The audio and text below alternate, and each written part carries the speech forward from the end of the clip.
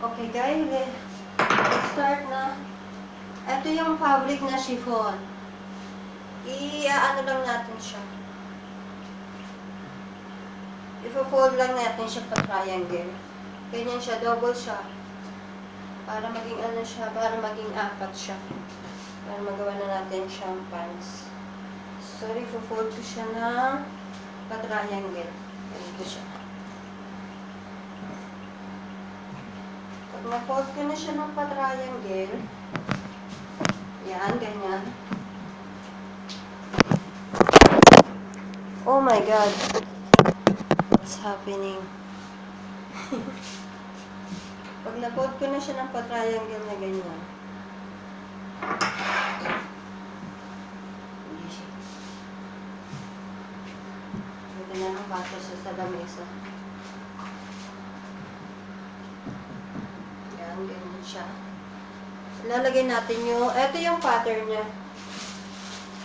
Guys, ang pattern na ginagamit dito, yung ano, parang tablecloth na plastic. Hindi katulad sa atin sa Pinas papel. Ayan siya. Ayan siya, guys.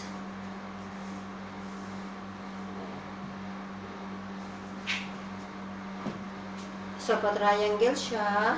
Pa-triangle ko siyang tinupe, yung chiffon for fabric. Tapos, ito yung pattern niya. So, ito yung hem. Ito yung side.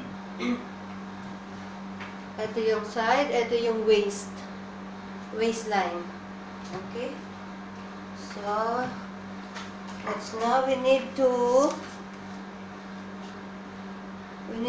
put mark all the edges of the pattern.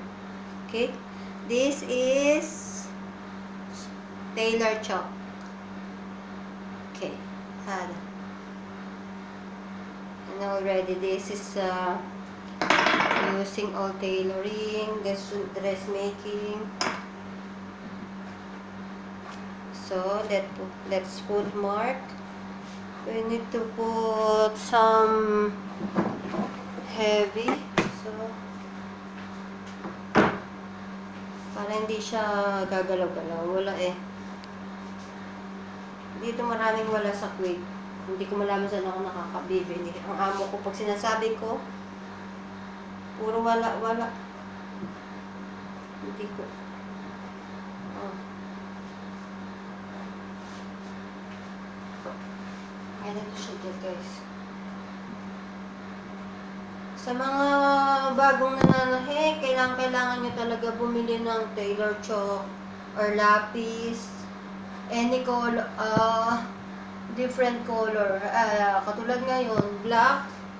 So, I use yellow para kita-kita siya. Malabo pa naman ang aking mga eyes. Aking eyes ay lumabo. So, guys, all ages, kailangan markan para makat na siya ng makat natin siya properly. Okay. Kagabi ko ginawa yung pattern.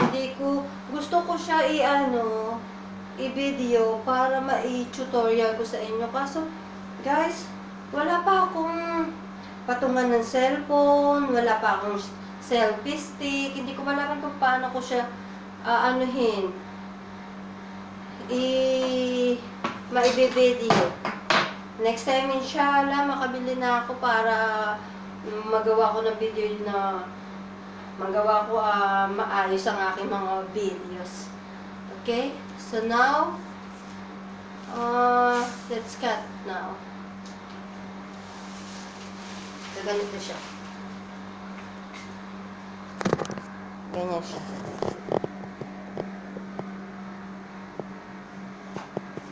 So, okay.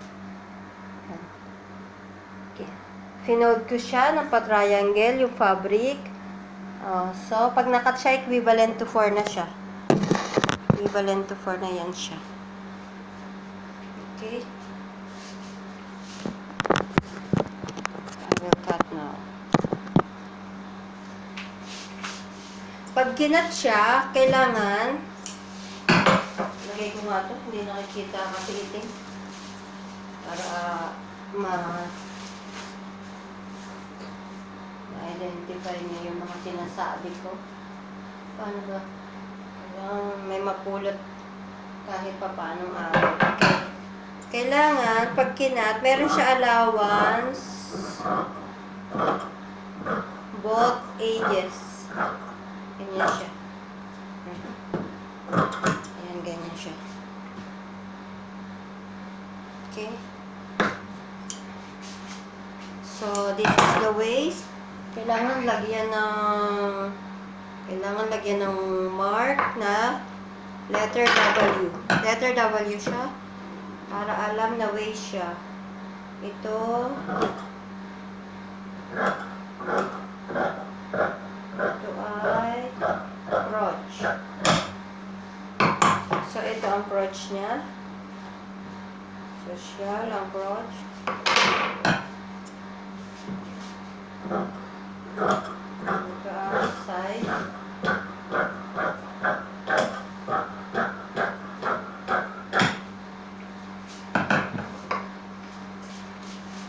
Ito ang side. So, lalagyan din natin siya ng letter S.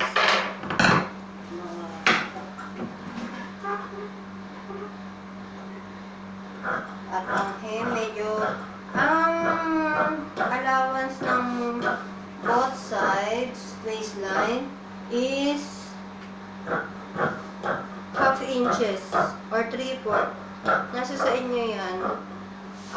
Tapos ang hem 1 inches lagi. 1 inches siya. So,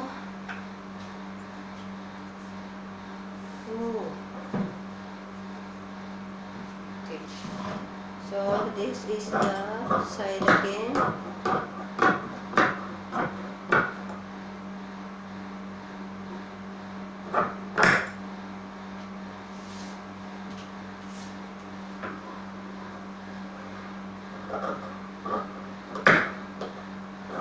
So, medyo yung pagka-butterfly niya, maganda siya. Lagyan ng mark yung hem.